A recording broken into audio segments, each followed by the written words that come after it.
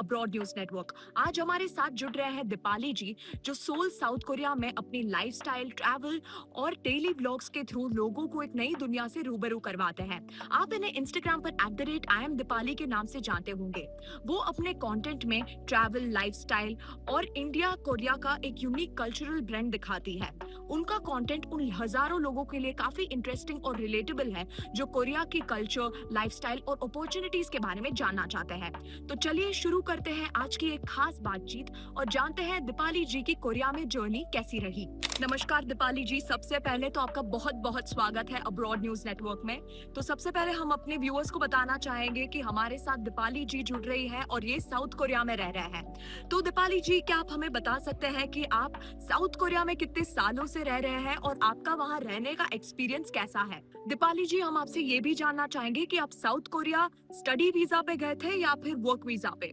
नमस्ते सबको और बहुत बहुत धन्यवाद टू अब्रॉड न्यूज़ नेटवर्क मुझे इनवाइट करने के लिए अपने चैनल पे। और जितना भी हो सके मैं कोशिश करूँगी कि मैं अपना एक्सपीरियंस शेयर कर सकूँ अपने इंडियन व्यूअर्स को, जिससे कि उनकी हेल्प हो सके। और जहाँ तक आपका सवाल था कि मैं साउथ कोरिया में स्टडी वीज़ा पे आई हूँ। अभी मैं D2 वीज़ा पे हूँ। यहाँ पे मैं योनसेल यूनिवर्सिटी से मास्टर्स कर रही हूँ, तो मैं स्टडी वीज़ा पे अभी यहाँ पे रह रही हूँ। दीपाली जी, क्या आप हमारे व्यूअर्स को ये बता सकते हैं कि साउथ कोरिया में लाइफस्टाइल कैसी है और डेली लाइफ की कौन सी चीज आपको सबसे इंटरेस्टिंग लगती है? साउथ कोरिया में लाइफस्टाइल मुझे काफ़ी पसंद आया है। लाइक इंडिया से बहुत सारी चीज़ें डिफरेंट भी हैं और डेफिनेटली बहुत अच्छी चीज़ें हैं। सबसे अच्छी जो चीज़ मुझे यहाँ पे लगी वो है कि यहाँ पे ट्रांसपोर्टेशन बहुत अच्छा है। यहाँ के जो लोग हैं वो बहुत ही ज़्यादा डिसिप्लिन्ड हैं, तो मुझे ये सारी चीज़ें बहुत अच्छी लगी। और भी एक प्लस पॉइंट है कि यहाँ पे मैं ढेर सारी चीज़ें मैं सीख पाई हूँ यहाँ पे, तो मैं अपने आप को भी इम्प्रूव कर पाई हूँ। तो ये सारी चीज़ें मुझे बहुत अच्छी लगी यहाँ पे। अच्छा, हमें ये भी बताइए कि इंडिया में आपकी लाइफ पहले कैसी चल रही थी और क्या रीजन था कि आपने साउथ कोरिया मूव होने का डिसाइड किया? साउथ कोरिया मूव करने का रीज़न मेरा यही था कि मैं स्कॉलरशिप मुझे मिला था, तो मुझे लगा कि स्कॉलरशिप के थ्रू जाके किसी कंट्री में पढ़ना इज़ द बेस्ट थिंग। सो इसीलिए मैंने डिसाइड किया कि मैं साउथ कोरिया में मूव इन करूँगी। अच्छा दीपाली जी, हम ये भी जानना चाहेंगे कि जब आप पहली बार साउथ कोरिया गए तो आपने सबसे बड़ा डिफरेंस क्या फील किया इंडिया के कंपैरिजन में? तो सबसे पहले जब हम यहाँ पे आए थे तो जो मुझे सबसे ज़्यादा शॉकिंग लगा था कि यहाँ पे चीज़ें बहुत साफ़ थी। पूरा सिटी साफ़ था, मेट्रो स्टेशन सब कुछ साफ़ था। लाइक वो तो सारे कंट्रीज़ में ही होता है, लेकिन सब कुछ बहुत ही डिसिप्लिन था। तो लोग बहुत ही यू नो और लोग बहुत काफ़ी मेहनत से अपने काम को करते हैं लाइक शुरू में। और लाइक लोग बहुत ही काइंड थे मेरे साथ। तो शुरू में मुझे चीज़ें पता भी नहीं थी, हालांकि मुझे लैंग्वेज आती थी, लेकिन सारी चीज़ें मेरे लिए नई थी। जैसे ट्रांसपोर्ट अगर यहाँ पे यूज़ करना है तो वो भी मुझे काफ़ी नया था। लाइक यहाँ का सिस्टम मुझे नहीं पता था। कहीं अगर कन्वीनियंस स्टोर पे खाना खाने के लिए जाना है, पे करना है, तो वो सिस्टम भी मुझे नहीं पता था। तो ये सारी चीज़ें मेरे लिए थोड़ी नई थी, लेकिन बहुत ही जल्दी मैं उसको यूज़ टू हो गई थी। दीपाली जी, अभी आप वहाँ पर क्या काम करते हो और रफली महीने की इनकम कितनी हो जाती है? आप कोई सेविंग्स कर पाते हो या नहीं? जैसे कि मैंने आपको पहले भी बताया था कि मैं यहाँ पे मास्टर्स कर रही हूँ, मतलब I am here on a study visa.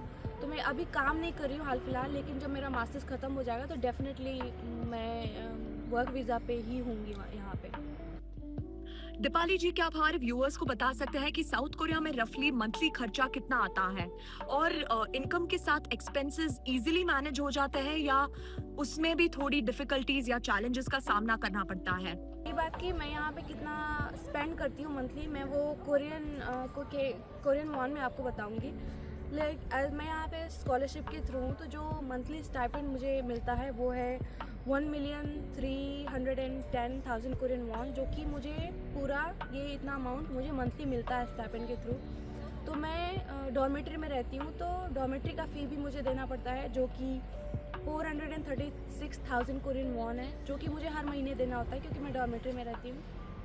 और जो नेक्स्ट है जो कि मुझे हर महीने पे करना होता है वो है हेल्थ इंश्योरेंस, जो कि 78,000 कोरियन वॉन है, मुझे हर महीने पे करना होता है।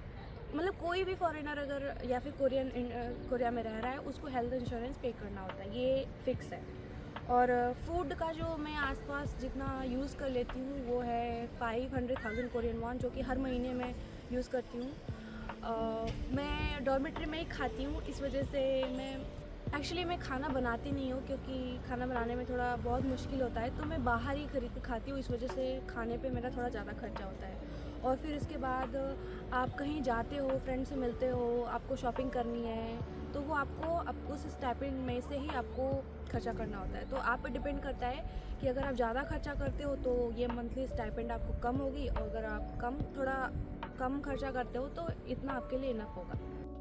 अच्छा दीपाली जी, जब आप पहली बार साउथ कोरिया गए थे तो आपको सबसे बड़ी प्रॉब्लम्स क्या आई थी एंड कैसे आपने उस सिचुएशन को हैंडल किया? तो क्या आप हमें एक रियल लाइफ एग्जांपल दे सकते हैं जिससे हमें पता चले कि आपने इस टफ सिचुएशन का सामना कैसे किया? मैं जब मैं सबसे पहले साउथ कोरिया आई थी, तो जो मुझे सबसे मुश्किल लगा था वो था यहाँ का खाना।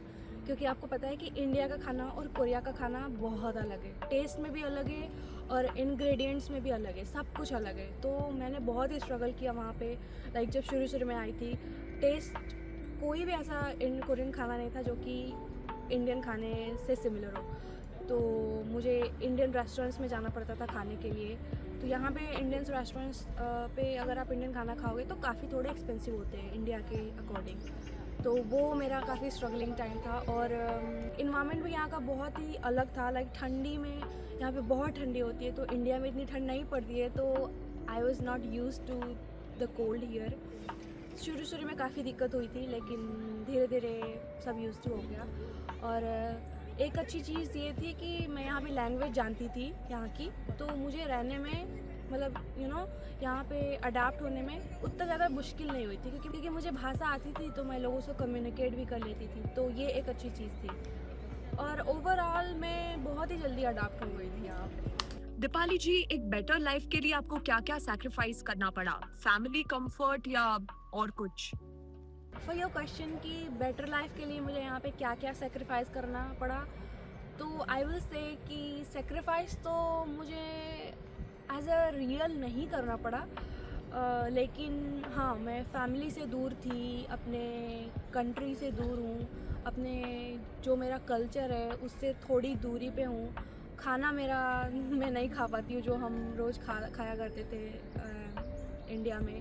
तो ये सारी चीज़ें अगर आप सेक्रीफाइस बोलते हो तो may be it can be a sacrifice. लेकिन हाँ, फैमिली को तो डेफिनेटली मिस करती हूँ, रोज़ बात होती है उनसे। और यहाँ पे आप एक नई कंट्री में हो जहाँ पे आप किसी को भी नहीं जानते हो, तो ये एक सेक्रीफाइस बोल सकते हो आप कि एक आप ऐसी कंट्री में सर्वाइव कर रहे हो जहाँ पे आप किसी को भी नहीं जानते हो। तो उन लोगों के लिए बहुत ही मुश्किल होता है जो लैंग्वेज नहीं जानते हैं, लेकिन जो थोड़ी लैंग्वेज जानते हैं तो उन लोगों के लिए थोड़ा अच्छा होता है। तो मैं यही एडवाइस करूँगी कि अगर आप साउथ कोरिया आना चाहते हो तो डेफिनेटली लैंग्वेज सीखो, तभी आओ यहाँ पे, क्योंकि यहाँ के लोग इंग्लिश नहीं बोलते हैं उतना। तो कम्युनिकेशन का जो मीडियम होता है ना, वो या तो कोरियन ही होगा, या फिर कोरियन अगर इंग्लिश बोल पाएंगे तभी कम्युनिकेशन पॉसिबल हो पाएगा। लेकिन कोरियन तो इंग्लिश बोलते ही नहीं है, तो इसलिए आपको कोरियन ही बोलना पड़ेगा। अच्छा हमें ये भी बताइए कि साउथ कोरिया में इंडियन कम्युनिटी आपको कैसी लगती है? और क्या वहाँ पर अपने लोग मिल जाने आसान है? और इंडियन फूड आपके लिए मैनेजेबल है या नहीं? थोड़ी डिफिकल्टीज फेस करनी पड़ती है? साउथ कोरिया में भी इंडियन कम्युनिटी है। यहाँ पे लोग फेस्टिवल्स पे इकट्ठा होते हैं, जैसे कि होली हो गया, दिवाली, 15 अगस्त, ये सारे फेस्टिवल्स पे लोग इकट्ठा होकर सेलिब्रेट करते हैं। लाइक सारे इवेंट्स करते हैं, खाना खाते हैं। लेकिन एक चीज़ जो मैंने नोटिस की, यहाँ पे इंडियन खाना बहुत ही एक्सपेंसिव होता है। डेफिनेटली अगर कोई चीज़ आप दूसरी कंट्री में खाओ करोगे जो कि उस कंट्री का नहीं है, तो वो एक्सपेंसिव होगा। तो सेम यहाँ पे इंडियन खाना भी काफ़ी महंगा है, आई विल से। और टेस्ट भी उतना सिमिलर नहीं होता है जो इंडिया में है, ओरिजिनल टेस्ट नहीं है, I will say. But yes, they are very kind, वो लोग बहुत ही काइंड हैं। Like overall I will say कि इंडिया के भी कम्युनिटी साउथ कोरिया में बहुत अच्छी है, बहुत हेल्प भी करते हैं वो लोग आपको। अच्छा दीपाली जी, अब हमारे पास आपके लिए एक बहुत बड़ा सवाल है।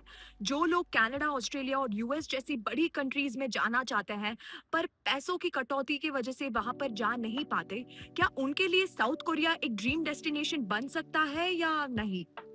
और to the very last question कि जो लोग कनाडा जाते हैं, ऑस्ट्रेलिया या फिर यूएस जाते हैं पढ़ने के लिए, मैं बोलूँगी कि Korea is also one of the best option to choose your destination as a study in abroad, क्योंकि कोरिया में पॉपुलेशन बहुत कम है और कोरियन गवर्नमेंट चाहती है कि लोग यहाँ पे आके रहें, पढ़ें, काम करें। वो अपॉर्चुनिटी देती है फॉरेनर्स को कि किसी भी तरीके से लोग हमारे कंट्री में आएँ, क्योंकि इनका पॉपुलेशन बहुत कम है।